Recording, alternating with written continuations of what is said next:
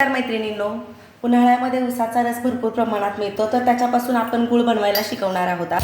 तर पहिल्यांदा मी कढई गरम करून घेते. गरम कढईमध्ये हा अर्धा लिटर उसाचा रस आहे, तो ओतून घ्यायचा. याच्यामध्ये लिंबू न पिळता हा उसाचा रस काढून आणलेला आहे आपण. हा असा उसाचा रस सतत हलवत राहायचा एकसारखा. आता हा उसाचा रस उकळत आहे. उकळताना त्याला जरा फेस येतोय, तर तो आपण काढून टाकूया. हा असा फेस येणारावरती थोडासा काढून टाकायचा.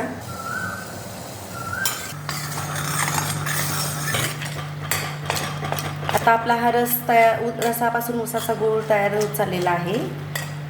आता गूळ झालाय की नाही हे आपण बघण्यासाठी एका भांड्यामध्ये पाणी घेऊया आणि त्याच्यामध्ये हे असं थोडंसं मिश्रण टाकून बघायचं.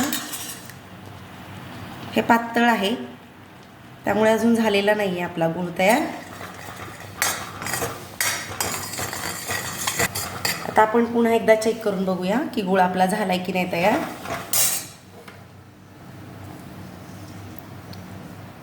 हे बघू शकता तुम्ही. हा बघा, आपला हा असा गूळ तयार होतो.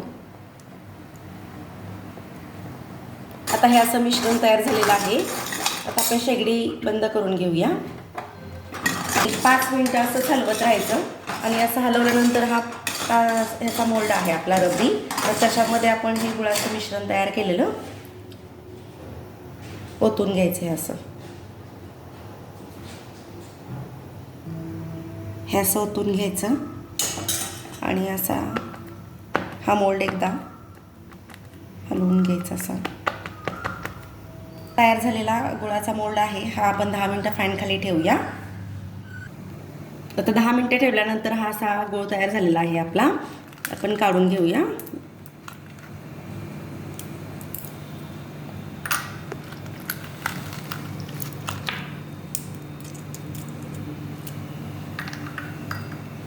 हा बघू शकता तुम्ही किती छान गूळ झालेला आहे आपला तयार.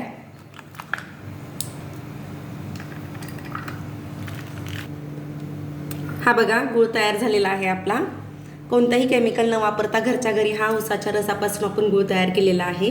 तुम्ही याच्यापासून चहा करू शकता किंवा असाही खाऊ शकता, मुलांना देऊ शकता. असेच नवनवीन व्हिडिओ पाहण्यासाठी चॅनलला लाईक, शेअर आणि सबस्क्राईब करा. धन्यवाद.